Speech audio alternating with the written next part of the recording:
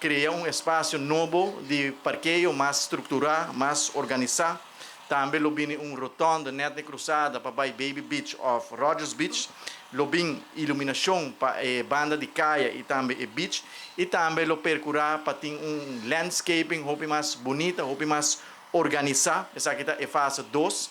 Fase 3 também nós anunciamos algum tempo atrás. Fase 3 lo encerrar, lo construir 2 quioscos. E também lo direita cancha de tênis, convertindo em espaço multifuncional de beach tennis, beach soccer e beach volley. E também lo bem restaurante, meio de cancha deportivo.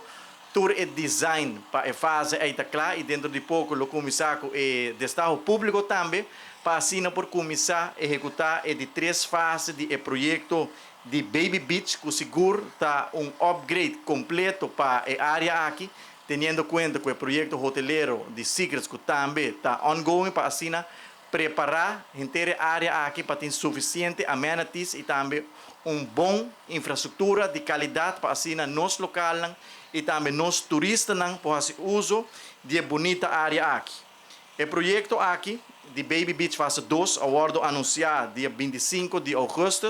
Depois o processo aguardo encaminhar para assim organizar destaque público, aguardo organizar para departamento de obra público DOA e depois do processo de destaque público a companhia CVC Construction a ganhar destaque público para assim começar na final de ano 2022 com o projeto aqui de fase 2 de Baby Beach se turcos cana segundo o planning de contratista CVC.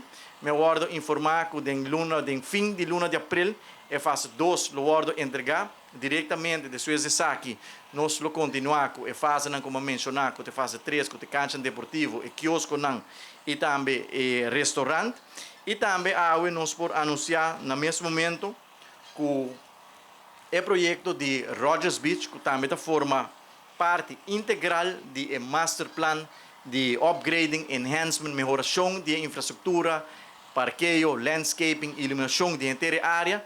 Também está em pipeline para começar aqui por meio de fundo de TPEF, Tourism Product Enhancement Fund, nós apone 1 milhão florin disponível para assim por começar com o projeto de melhoração de área de Rogers Beach também, que para fim de ano 2023 nós está espera de por entregar bonito projeto de Baby Beach fase 2 e fase 3.